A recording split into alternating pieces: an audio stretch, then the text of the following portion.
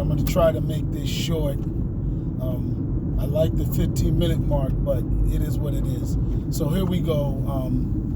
This topic is the Obama effect on black characters, black superheroes per se. And let me just say the Obama effect on black superheroes. All right. So here we go. Before Barack Obama, we had pressure coming from white fans on why is that a black character. It doesn't have to be a white character that was made black. Why is this black guy even here type responses? You know what I'm saying? Oh my God. From the writers, what is that black story going to do? Like in general, not just anything specific, like you're writing a black story. Can I read it?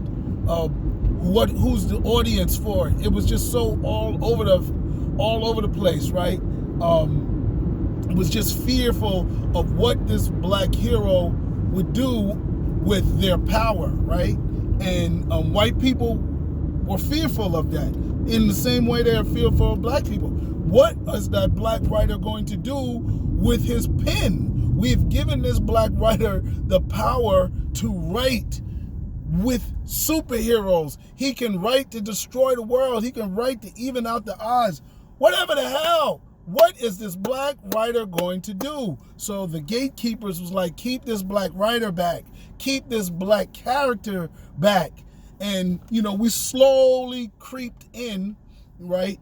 We had Static Shock and we had other characters come in, but they were still like, yo, we got to check what you going to fight for. We got to check what you going to write is the dilemma, black writer, black character. But we still, are going to monitor you very tightly. And then we had Barack Obama, right? So we had the Barack Obama era. And the Barack Obama era brought it loaded because it came in with Tavis Smiley and the town halls that he was doing with Cornel West, right? And they was heavy. It was like every month he going to a different city. Every week it's a different topic. What is Barack going to do? What is the black president going to do? This is the black president. It was coming in with so much hype, so much scrutiny that real world scrutiny transformed the conversation in superheroes. Because now in the post, and we had 8 years of it. So it didn't just go on, it didn't just change overnight. Because during the Barack years we had, I think it was Black Panther came out in the Barack years.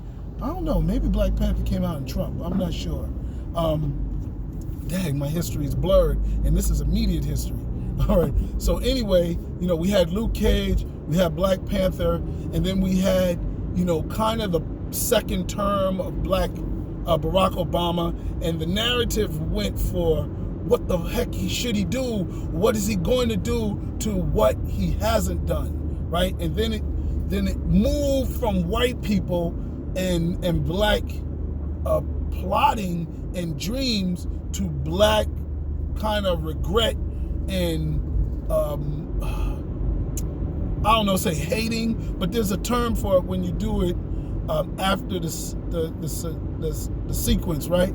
So we had, it's like hindsight is 20/20, but whatever it was, that's what black people were doing. Black people were looking back at what Barack's presidency hadn't done, and we realized there were things that he could have done, especially once Trump got in. And so when Trump got in, it kind of even intensified, and that narrative is what we're dealing with now.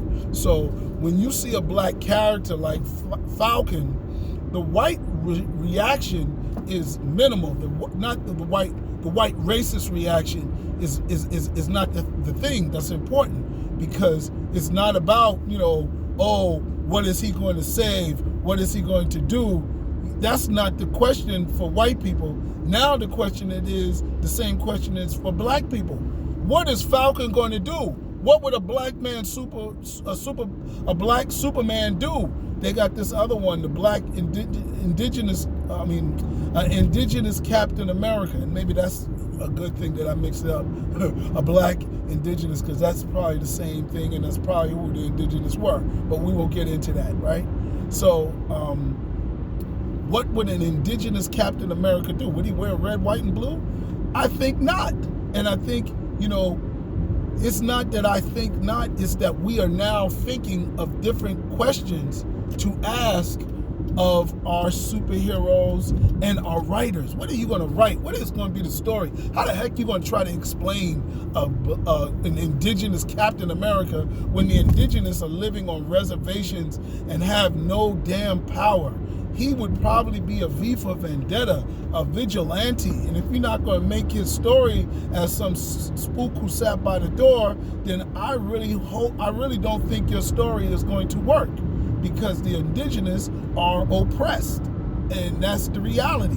Black people, although they have a black president and a black vice president, are oppressed. They're being held down by rules and laws in this country because of their race, and they're not treated fairly. That's the definition of oppression, or at least it's my dictionary's definition of oppression. There's probably a lot more to define it, but there you have it. So I think if a black indigenous Captain America or Black Falcon would have come out prior to 2008, yeah, it would have been white people protesting and black people celebrating. Now, it's not necessarily white people not protesting. We don't hear those voices. I'm pretty sure the sad clowns are still out there, but we don't hear those voices. What we do hear is a lot of black people saying, all right, what's he going to do? Or that's not realistic. So I think that is really interesting. And I call it the Obama effect on superheroes, because Barack Obama is the leader of this whole celebration, pre-fear, post-scrutiny type of effect. And I think it's good. I think it's good for Barack Obama. I think it's good for Kamala Harris. I think it's good for Falcon and Black Panther and Luke Cage and all these superheroes to be held to scrutiny, higher scrutiny, because at the end of the day, it gives us a better story, and it puts us in a leadership way to influence society better. And as writers, we do have a responsibility to push the envelope. So I think that's what I like about it. I'm not afraid of the challenge. Shout out to Godfather of Harlem, because I think Godfather of Harlem is in 2021 in May doing the damn thing, okay? In terms of pushing the conversation in terms of what revolution looks like. And I think there's a lot of other things that we need to speculate about, and questions that we need to have attempted to answer. So that's what science fiction is about. It's about speculating. So let's get to that speculation, black writers, and use our black characters to be that experiment. So I don't know what they're going to do with an indigenous Captain America. I don't know where they're going with Falcon. All I know is I got my super black character. I got my Twa man. I got my arsenal, right? So I've got my pen. So I'm still going to be writing some more stories. I don't know what, but I want to, jump into this conversation. Make your stories relevant. Make your stories more than just about a character with a big gun, or a character with a big sword, or a character with some powers. Make that character relevant. And maybe I'm going to blog about that on my next blog. But either way, thank you for listening to me. I think I talk too fast. When I listen to other people on videos, they talk with a lot more patience. I was listening to Drink, and I'm going to digress because I got like a minute, right? I want to do. But I was listening to Noriega on Drink Champs, and Noriega, he's a cool interviewer. He loves to. His claps are strategic. He says, He had Search on there. Search said, I used the royalties to pay for my kids, and I made sure Nas' kids got put through college and paid for. And the first thing he did was move his mother out the projects. And in Noriega, before he could finish, he said, give that man applause, give that man applause.